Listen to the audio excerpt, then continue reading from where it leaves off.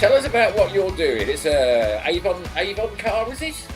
Yeah, it's a Tiger kit cars. They used to make a model Yeah, called an Avon. They did one of about yeah, yeah. four, but the Avon was one that used their own independent double wishbone front and rear suspension, rather than trying to keep this Sierra stuff, which was all very heavy and a little bit of a limitation.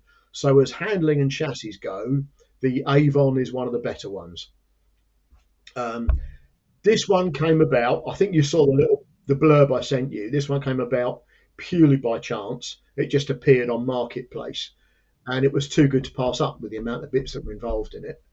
And when I got it back here and started looking at it, I thought this is a project we need to be recording because there's so much going on here that we can pass on information, we can help other people, we maybe inspire a few people, and it will get the car built fairly quickly.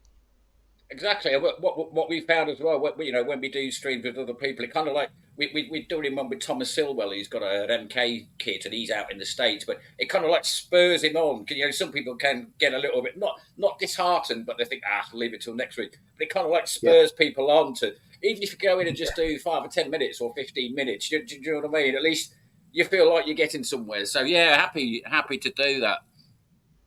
I've got three or four other fairly big projects on the way, so I need something to keep me focused to make me say, right, if I can do an update every couple of weeks and say, right, that's this week's little bit, then it'll move it forward, get it to conclusion, and get it out there and start enjoying the thing. But it's all a bit vague at the moment. I was hoping to find more information because I'm trying to research the history of this kit as well. I think it's been through two or three pairs of hands before I got it. Somebody who bought it from the Right. factory did an awful lot of work on it to start with, assembled most of the Yeah. suspension. I've got a name for the customer who ordered it from the factory, written on a bit of masking tape on a couple of fiberglass panels. But other than that, I've got no history at all. I don't know when it was built. I think it's been through two or three pairs of hands before I got it. Somebody who bought it from the factory did an awful lot of work on it to start with, assembled most of the suspension, it quite nicely as well. Actually, they haven't skimped, and he got to the point where he had a rolling chassis, and then I think for health reasons he stopped. And I think it's had two more in between owners, and the one I bought it from, he had serious health issues. That's why he stopped as well.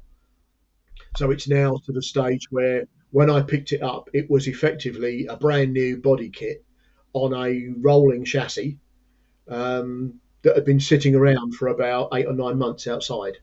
So it wasn't in bad condition, but I don't trust. This is going to sound awful. I don't trust anybody else's work.